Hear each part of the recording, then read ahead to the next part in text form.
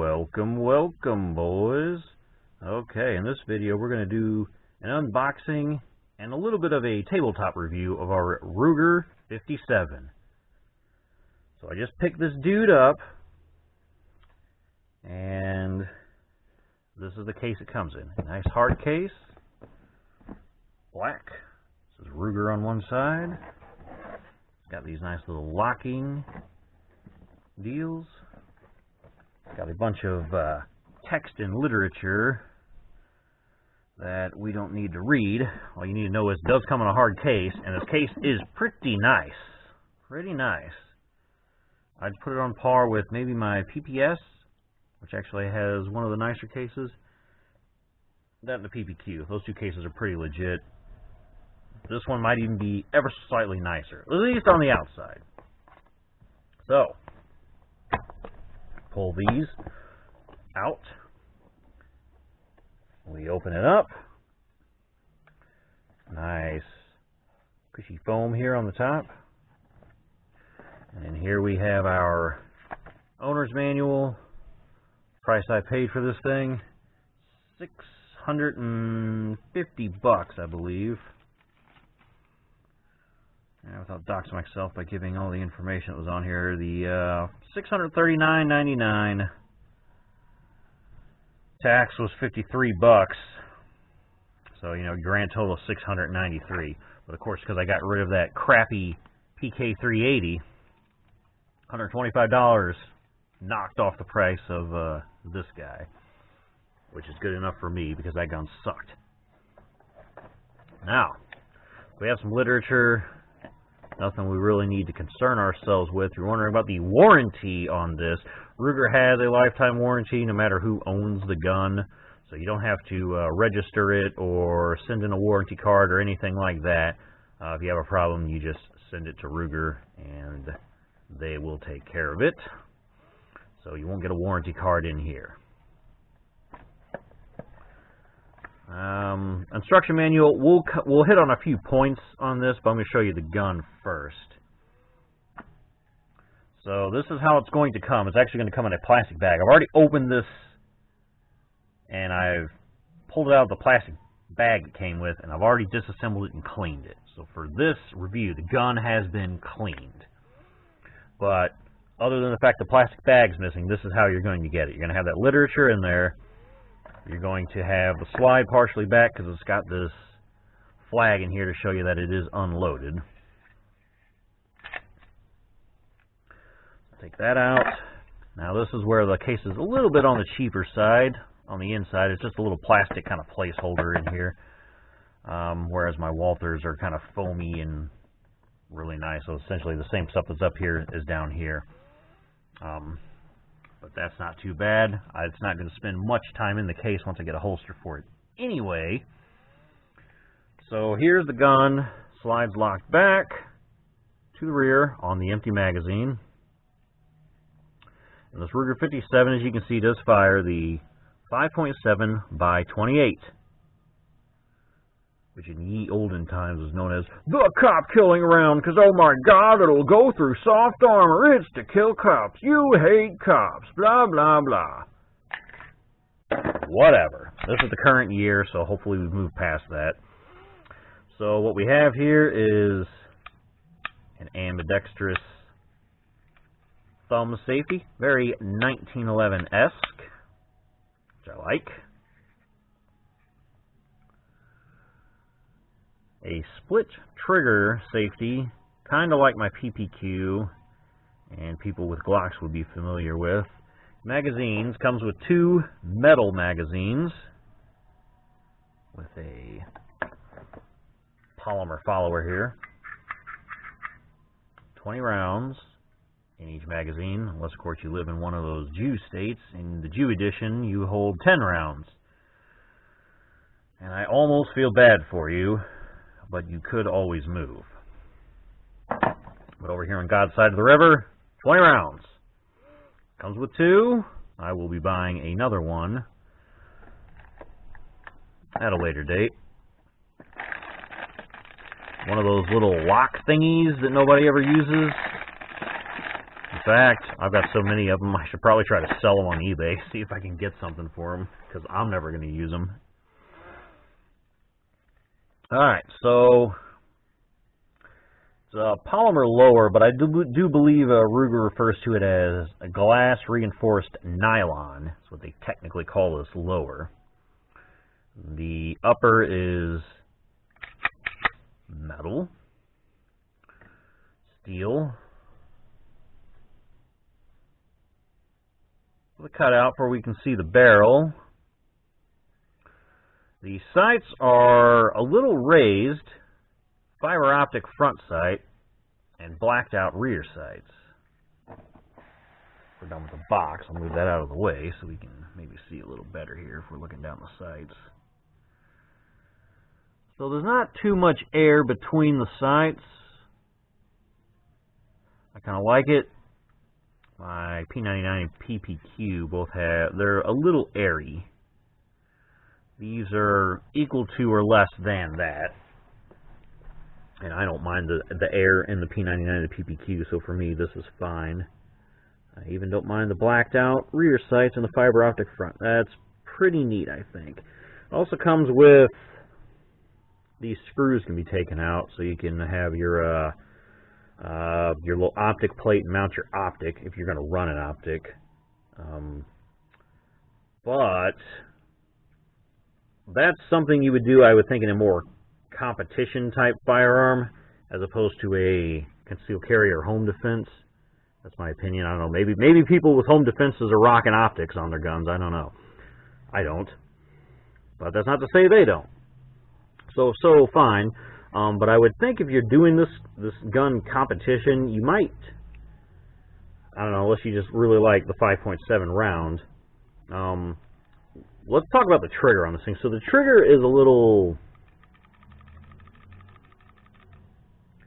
you got quite a bit of take up here, which is not too bad. That's, you know, maybe something like my P99.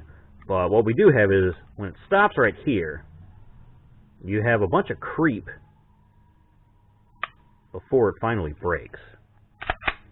After you cycle it, a nice reset, but again, a bunch of creep before it breaks. You can't really feel the wall. I think it's, every time I think where it is, you can just go a little bit further, and now it has to be right here. Okay, so I don't like the sponginess of this trigger. It's probably not the worst one on the planet, but it's probably pretty close. But we're going to compare that with a few others here in a little bit. But what I want to get to now is the disassembly. So how do you take this thing down? Well, it's not quite as easy as the P99 and PPQ or a Glock, but it's not that bad. So the first thing you're going to want to do is you have to push this pin out so that this will clear the frame. And any little thing will do, so we'll just use this plastic flag deal that came with the gun. We press down here,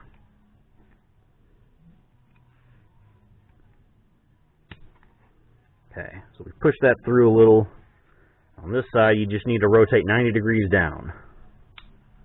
Down. Now we can push the slide a little forward, so you cycle it back a little, it'll move forward, and then you just lift it up and out. It's as easy as that. Our spring is captured on the guide rod, and our barrel comes out. There's rifling in the barrel. This is your standard traditional rifling.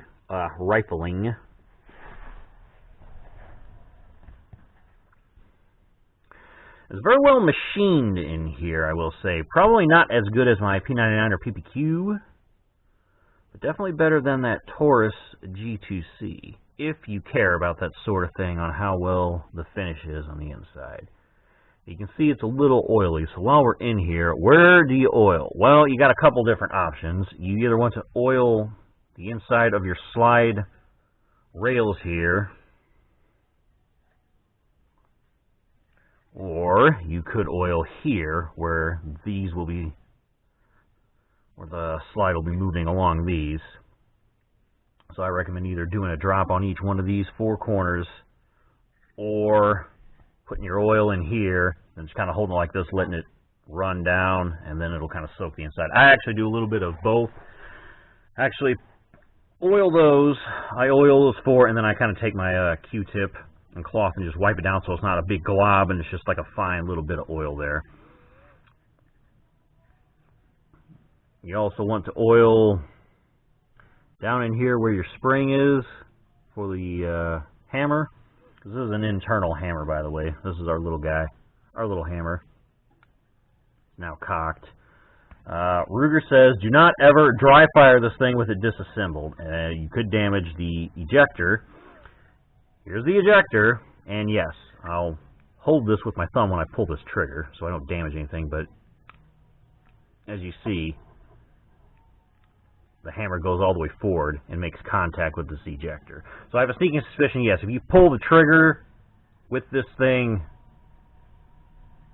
the hammer back like that with that slide off, it's going to bang into that, and it's either going to damage your hammer or damage your extractor. I imagine the hammer is stronger than the extractor, so if you don't want them problems, do not do that. Or you could do what I just did. Or you could pull the trigger before you disassemble it. That's a little unsafe, especially if you're not in the habit of checking to see if your gun's empty before you do that. Or do what I did and just hold it with your thumb and then pull the trigger and then slowly put that hammer forward. But you do you. Just for the love of God, don't pull the trigger while, with nothing in the way when that slide is off. So a little bit of oil goes in there. Boom, boom, boom, boom. And then that should do you. I also put just a little bit here on that round metal part there. So I just kind of added that. That you don't need. Ruger says you really only need to oil right down in here where this rotates. It's a cam. So this whole assembly I've oiled, and then that I added my little extra on that little bar right there. But Ruger just says mostly on the cam here, so any of those moving parts where this thing's rotating, oil that. Oil either these 4 posts where it's sliding, or in here. I do a little bit of both and just kind of wipe off some excess, and then on the spring down here where the trigger is. That's it. Now for reassembly. Barrel back in. Take our captured spring. It only goes one way, and it's pretty easy to tell which way it goes, so I would wager you can't really mess this up, but I'm sure somebody somewhere did it. So make sure it's straight. And now, unlike a Walther or anything where you would start from the front and slide back, you just kind of get it from the top, where it was. Lock the slide back to the rear using your slide stop there. Once that's locked back, you have to press the barrel in, and then you can rotate the 90 degrees. If you try to rotate this, it's not going to move if that barrel's forward. So just remember to always press back on it. Press it in, and we are reassembled. Check for function. Alright, so now let's move over to where the other guns are, and then I'm just going to kind of compare this trigger with those, that way you can really get an idea of what you're getting into. Okay boys, so over here we have an assortment of different handguns and revolvers. Our Ruger 57 is right here. So this gun, this gun, this gun all have something in common, and that is one, they're Walthers, but two, they are striker fired. This is a Taurus, is also striker fired. These two guns kind of sort of share something, and that is that they are striker fired guns that can either fire in a single action or a double action. So, without going too far down the rabbit hole, here is our PPS. You can see back here, I'm starting to pull the trigger, we have a striker. So the striker advantages are generally every single trigger pull is exactly the same. You pull the trigger, goes off, cycles, you have a short reset, fires. So look how nice and short and crisp that trigger pull is. And you can only fire in a single action mode. There is no double action. PPQ is very similar. A little bit of take up, but you can feel the wall right there. When you're at the wall, you're at the wall. There is like no creep. Boom, off it goes. Wall, boom. Reset, boom. This trigger is amazing. Fucking phenomenal. Very similar, but this just has a little bit of take up. But again, when you're on the wall, you're on the wall. It's a pretty crisp break. P99. So this gun has single action and double action. Right now it's in the single action mode. As you can see, our striker is back. And I have it the anti-stress mode off. So this is the one I carry every day when I work. You do have quite a bit of creep, or take up, I guess, rather. Quite a bit of take up here. But just like with the others, when you're against the wall, you do know it. It goes really far back. I mean, almost all the way back. Here's the wall. So you feel it. Start to get a little stiff. Right here's the wall. Boom. Clean break. Short reset. Boom. Clean break. Very short reset. Boom. Clean break. Now, you can see there is no striker visible. This is in this double action mode. This is very similar to something like this, which has a hammer, or even that when we get up to it. So something like your Beretta 92, anything with a hammer that you can fire your first shot double action, that's how this striker is designed to work. For those people who like that sort of thing, you can fire your first shot, a very long, heavy trigger pull, because there is no safety on this thing. Hard, hard, hard, hard, hard, hard. Boom. So it's a very long and consistent trigger pull, just like any other double action hammer fired gun. Boom. Short reset. Boom. But what if, okay, it is reset, but now, so it's in the single action mode, but notice the trigger's still all the way forward. So you can leave it like this for your anti-stress mode. I never do. I actually pre-stage that trigger right there, because I know you still have a pretty decent amount of take-up before this goes off, and you can feel the wall. So that's actually, this is actually how I carry it, similar to how this is, where this is just a consistent, always the same trigger pull. Boom, reset, boom. That's how I carry it. So Taurus is similar to that, in that you can fire it single action or double action. Right now it's in single action mode. Has a split trigger, similar to that. A lot of take-up, but it stops here, and then you get some creep. Okay, I can feel the walls right here. A little more and goes. Reset, boom, goes. Nice short reset, boom, goes.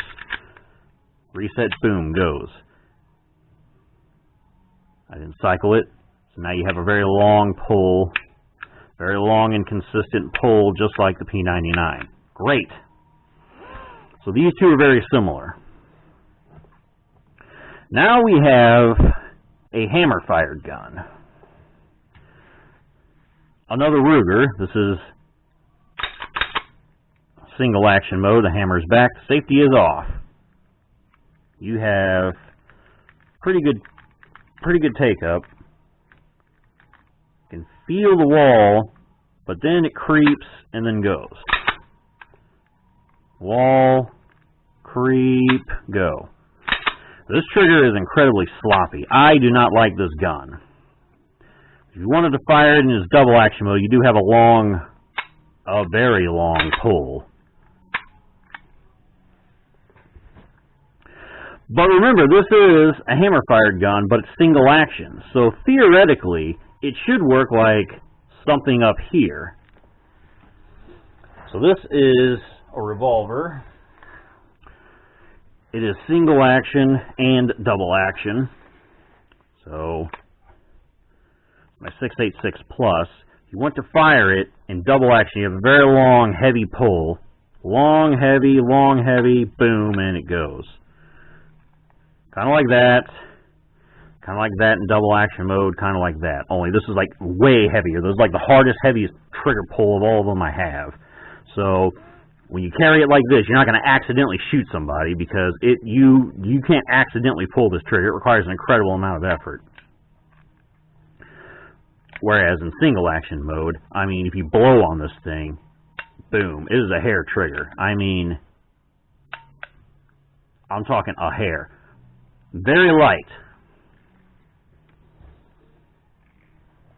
Let's grab my Ruger Vaquero single action. This is also unloaded.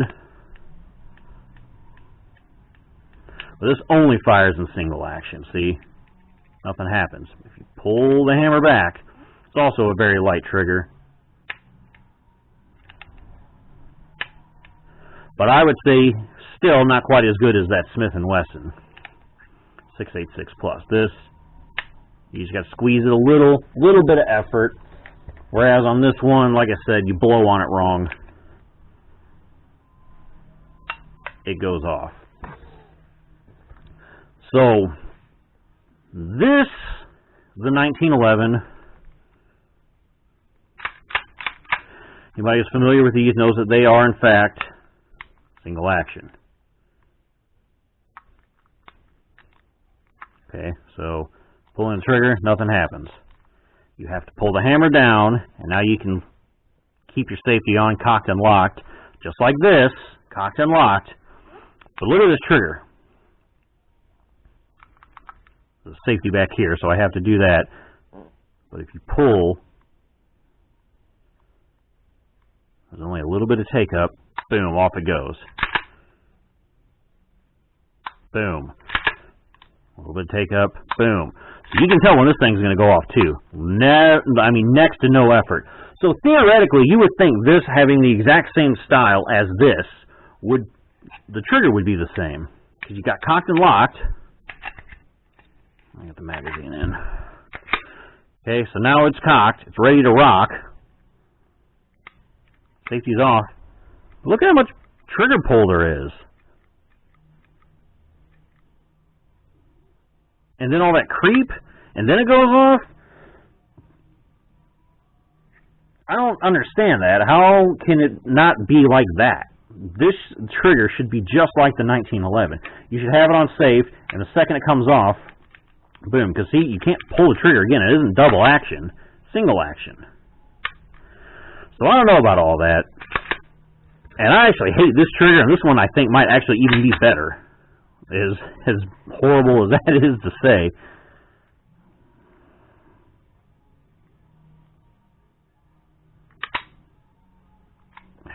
They're both pretty similar. I'll give Ruger that. When it comes to their automatics, their triggers are very consistent across their platform. But that's about all I can say on the trigger. But I wouldn't let that discourage you from buying the gun if you're thinking about it. That's honestly my only complaint. The only complaint I have on this thing is the trigger is sloppy, and it is very comparable to this, even though in my opinion it should be comparable to that, because that is comparable to that and that, which is comparable to this and that in their single action, which they only are single action, and even that. But mostly the striker fired guns, I just kind of wanted to give you a comparison of the trigger, because it seems to have the split trigger kind of like this. So you think, well, maybe the trigger's similar to this, because it's, you know, you got a little break, a little bit of take-up, and then a wall, and then off it goes. And you can make the argument, the trigger looks like this, so it should be like that. But I would also say you could make the argument, the action is single-action hammer-fired, so it should be like that. But it's not. It's more similar to the PPQ, but definitely not PPQ quality. So it's essentially this, you know. I could see anybody making the argument they think that trigger should be like the 1911 because it's single action hammer fired, single action hammer fired. You know, the safeties are similar. That gun should be like that gun. I could see people making that argument. I could see, and I would say that argument would have merit. And I could also see people making the argument, well, it's a split trigger design, it should be like the PPQ. I could see people making that argument, and that seems like a pretty solid argument to me as well. But like I said, and that one is more similar to this, as once you get it back, it still has some travel before you hit the wall. But then that's the only difference, because with this one, even once you hit the wall,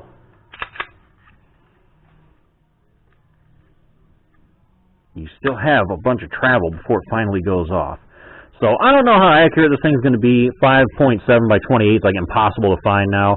But if I ever get a hold of any that's not $1.10 a shell, we will go shoot this thing and we will compare it. So that's our very long and in-depth tabletop review here of our Ruger 57. And disassembly, reassembly, where you need to lubricate it, why you don't pull the trigger with the slide off, and how the trigger compares with a single action revolver, a single/double action revolver, single action hammered, single/double action striker, single/double action striker with a decocker, single/double action hammer, and 2 single action strikers. So hope you enjoyed the video. Hope it was educational, informative. Thanks for watching, boys. Peace.